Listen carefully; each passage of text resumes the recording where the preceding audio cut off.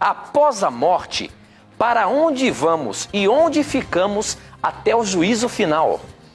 Como que é isso aí, professor? Explica pra gente. Muito boa pergunta.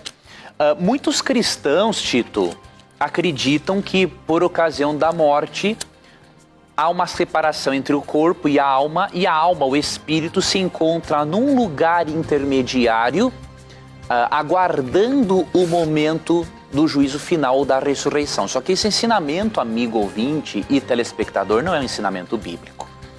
A Bíblia ensina que quando a pessoa morre, ela vai para um lugar que não é chamado na Bíblia de lugar intermediário. Vou ler para você Gênesis capítulo 3, verso 19. Com o suor do seu rosto você comerá o seu pão até que volte à terra, visto que dela foi tirado, porque você é pó e ao pó voltará. Aqui Deus está dizendo para Adão e Eva quais seriam as consequências do pecado deles.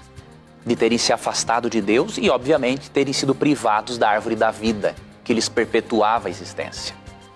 Aqui diz que, como consequência do pecado, Adão voltaria para o pó.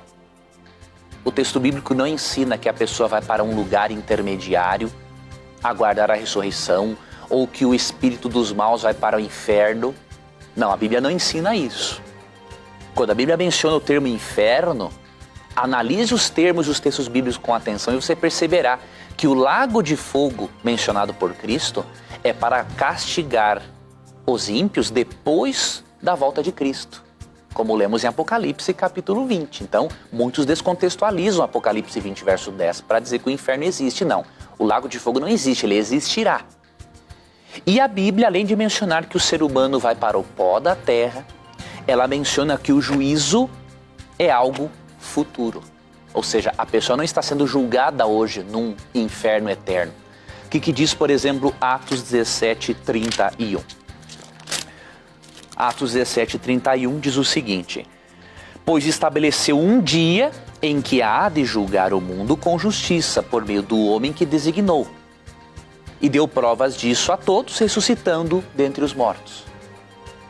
Esse texto diz que Deus estabeleceu um dia em que há de julgar. Ou seja, hoje ninguém está sendo julgado logo após a morte. Por quê?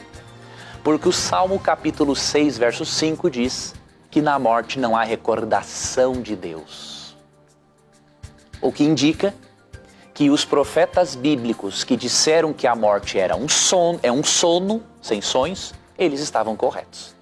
Então, se você for Daniel, capítulo 12, versos 2 e 2, Daniel compara a morte a um sono.